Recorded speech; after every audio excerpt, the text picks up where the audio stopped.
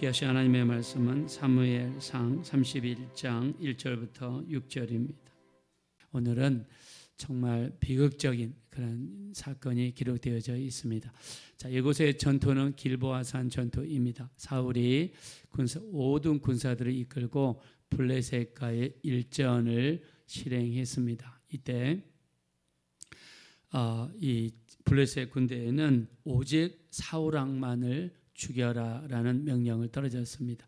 자, 그래서 사람들이 사울 왕을 찾다가 드디어 활 쏘는 자가 사울 왕을 쏘게 되었습니다. 활에 맞은 사울 왕은 피를 흘리며 고통스러운 가운데 이 할례받지 않는 블레셋 사람들에 의해서 죽임을 당할 수 없다라고 하면서 옆에 병사에게 자기를 죽여달라고 그러죠. 자, 근데 병사는 어떻게 이스라엘 왕 그리고 기름 부음 받은 이스라엘의 왕을 죽일 수가 있겠습니까? 이런 지하에 거절하게 되죠.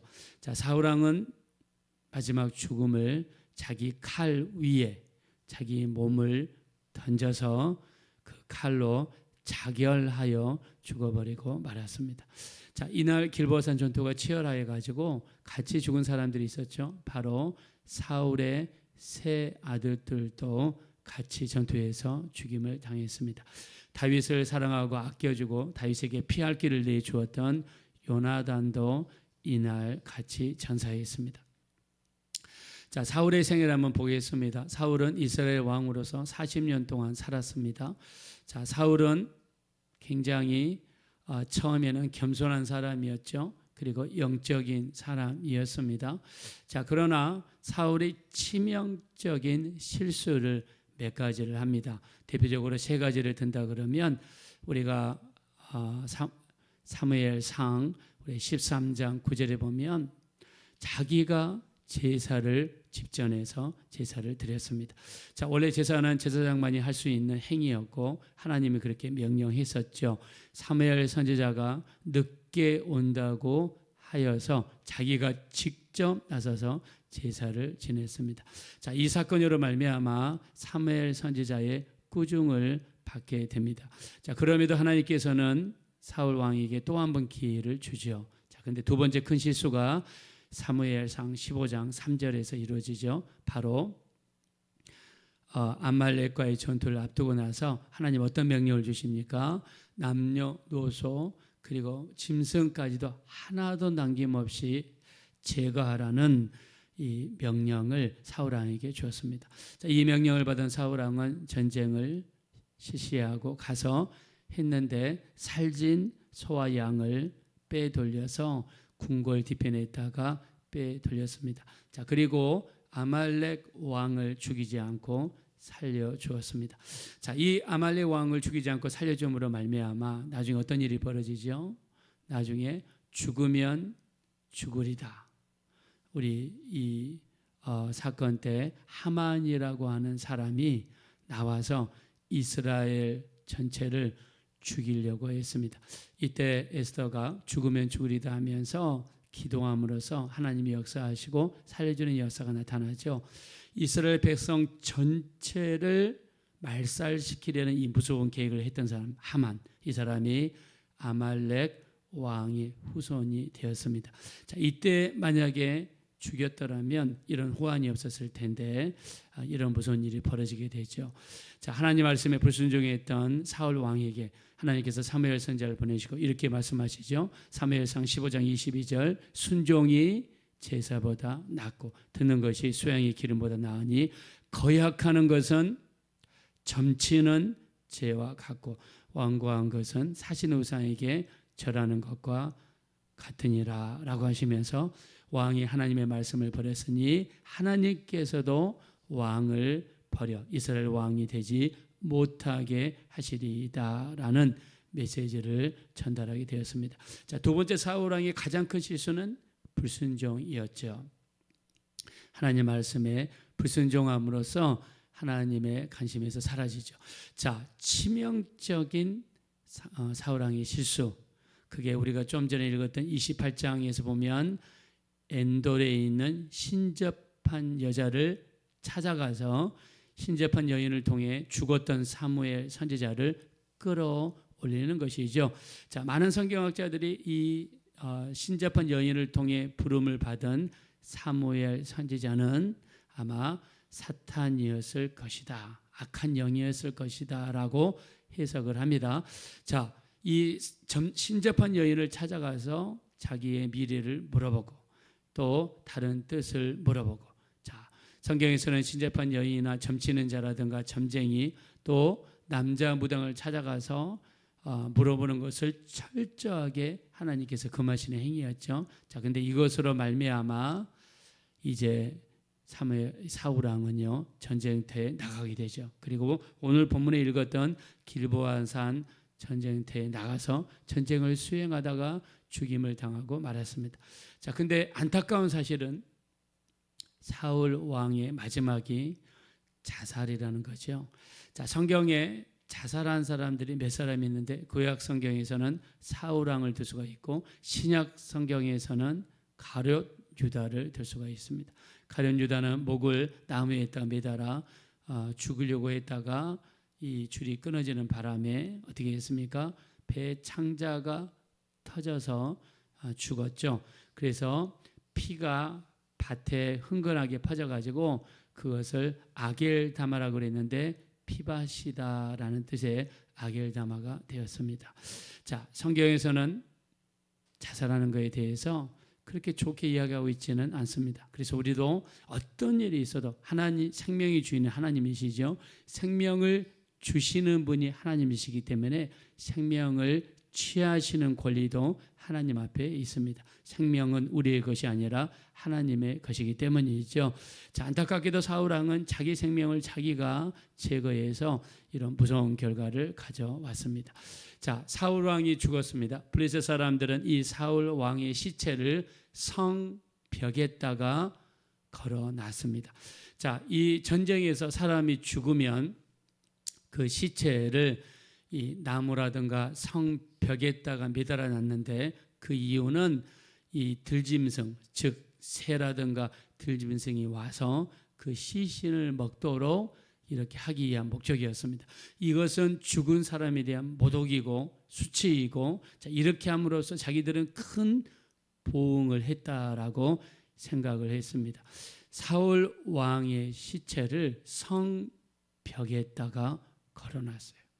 이때 아무도 어느 누구도 와가지고 이 블레셋 성에 있는 성벽에 가서 시신을 내리는 사람이 없었습니다. 왜냐하면 그 정도로 전투에서 졌기 때문도 있었을 것이고 두려움 속에서 찾아가는 사람이 없었습니다. 자, 이때 담대하게 나와서 사울 왕의 시신을 정리하는 사람들이 있었습니다. 자, 이 사람들이 길르앗 야베스 사람들입니다. 자, 우리 한번 성경 본문으로 하겠습니다. 자, 우리 10절 한번 보겠습니다. 10절. 자, 10절 다 같이 한번 읽겠습니다. 시작. 그의 갑옷은 아스다롯의 집에 두고 그의 시체는 벳산 성벽에 못 박음에. 자, 사울 왕의 시체를 성벽에다가 못을 박았습니다. 어느 누구도 장사하는 사람이 없을 때. 자, 11절 보겠습니다. 시작. 길르앗 야베스 주민들이 블레셋 사람들이 사울에게 행한 일을 듣고, 12절입니다.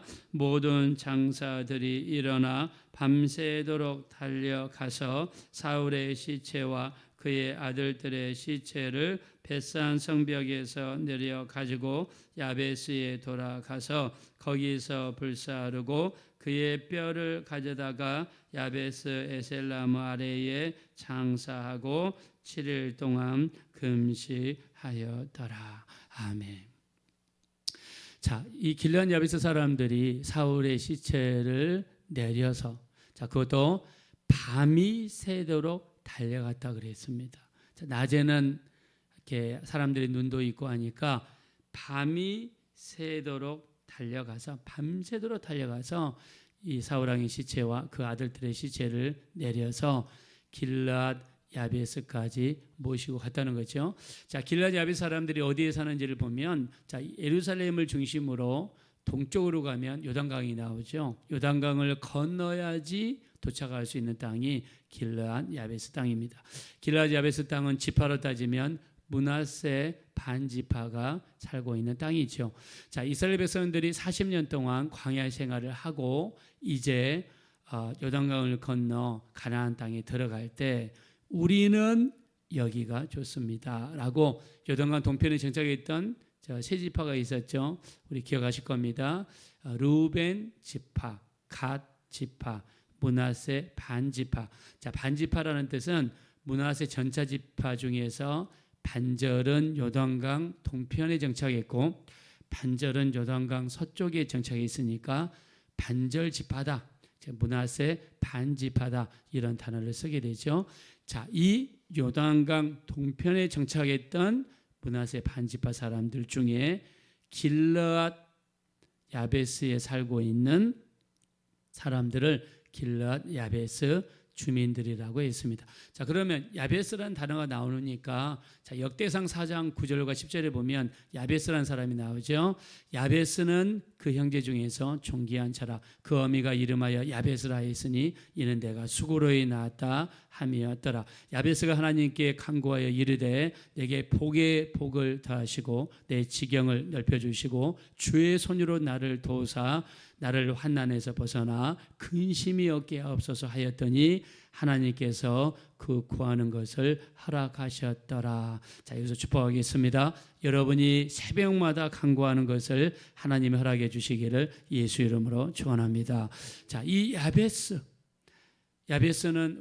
제가 지난번에 많이 설명을 드렸죠. 그러면 역대상 4장 9절 10절에 나오는 야베스와 오늘 본문에 나와 있는 길르앗 야베스는 어떤 관계가 있는가?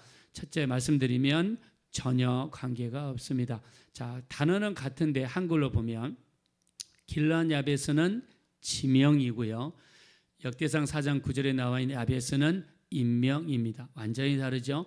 자, 길르앗 야베스의 야베스를 히브리어로 한번 찾아보니까 야베츠라고 발음을 하고 역대상 4장 9절에 나온 야베스는 야베쉬라고 발음을 해서 발음도 다르고 그리고 히브리어 단어도 다릅니다. 자, 영어로도 찾아보니까 영어로도 스펠링이 다르더라고요. 그래서 우리 한글로 야베스라고 해서 같이 어떤 연관은 없습니다. 자, 그러나 사울 왕과 연관이 있습니다. 사울 왕과 어떤 연관이 있냐면 우리 앞에서 사무엘상 11장에 보면 이 요단강 동편에 살고 있는 이 길르앗 야베스 사람들에게 암몬 족속이 쳐들어오게 됩니다. 암몬 족속이 쳐들어와요. 큰일 났습니다. 암몬 족속은 어마어마한 족속이고 덩치도 크고 숫자도 많습니다. 그리고 기세가 그냥 자기들을 완전히 초토화시킬 것 같습니다. 자, 이때 왕으로 기름 부음 받은 지 얼마 안 됐던 사울 왕에게, 이때 사울 왕은 자기 집에 살고 있었고 그리고 소를 가지고 농사를 하고 있는 중이었는데 우리 사무엘상 11장에 보니까 길르앗 야베스 사람들이 사울 왕에게 급하게 사람을 보냅니다. 우리를 도와주십시오. 긴급하게 도움을 청했어요. 자, 근데 사울 왕은 이때 자기 코가 석자입니다. 군대도 없고 그다음에 궁궐도 없고 신하들도 없고 그냥 자기 아버지 기스의 아버지 집에서 농사를 짓는 농부였단 말입니다. 이때 이 이야기를 들었던 사울이 어떻게 하죠? 자기가 가지고 있는 소 한 겨리 2마리를 거기에서 그냥 갈기갈기 찢어서 이 12지파에게 보내면서 나와 함께 하지 않는 자들의 모든 소들을 이와 같이 도륙하리라 라는 메시지를 보낼 때 하나님께서 두려움으로 그들에게 임하셔서 이스라엘에 있는 모든 사람들 또 유다 지파 사람들이 모여오게 만들었죠. 그래서 이스라엘 지파 중에서 30만 명, 유다 지파 중에서 약 3만 명의 사람들이 몰려와서 33만 명의 군대를 이끌고 요단강을 건너가서 그리고 암몬 족속을 물리치는 구원의 역사를 베풀어 줬습니다. 자, 길르앗 야베스 사람들 입장에서는 얼마나 감사한지 몰라요. 자기들을 구해준 왕입니다. 자기들에게 은혜를 베풀어 준 왕입니다. 이 은혜를 길르앗 야베스 사람들은 잊지 않고 사울 왕이 죽었을 때 그 밤새도록 달려와서 사울왕의 시신과 아들들 시신을 모시고 자기 동네로 모시고 가서 거기에서 어떻게 했습니까? 자, 우리 한번 이 12절 마지막에 보면 야베스로 돌아가서 거기서 불사르고 13절 그의 뼈를 가져다가 야베스의 아셀나무 아래에 장사하고 7일 동안 금식하였더라. 자, 시신들을 모시고 와서 거기에서 불사른 다음에 그리고 어떻게 했습니까? 뼈를 나무 아래에다가 모셨더라라고 했습니다. 자, 길르앗 야베스 사람들은 자기들의 베풀어진 은혜를 잊지 않고 보존하였던 참으로 아름다운 사람이었습니다. 자, 오늘 읽었던 사무엘상 31장은 사무엘상의 마지막 장입니다. 자, 마지막 장의 마지막에 나오는 사건은 길르앗 야베스 사람들입니다. 그 주제는 은혜를 갚은 사람들입니다. 왜 하나님께서 사무엘상 마지막 장에 길르앗 야베스 주민들에 대한 이야기를 했을까요? 저는 이렇게 생각합니다. 우리 믿는 사람들이 살아가야 될 삶의 태도를 하나님이 보여주셨다는 것이죠. 우리에게 은혜를 베풀어 준 분들이 있습니까? 자, 성탄절 시즌입니다. 성탄절은 감사하는 시즌이죠. 자, 무엇보다도 우리가 감사해야 될 분이 누굽니까? 바로 이 땅에 육체를 입고 우리를 위하여 피 흘리시고 제사하기 위해서 이 땅에 오신 예수 그리스도.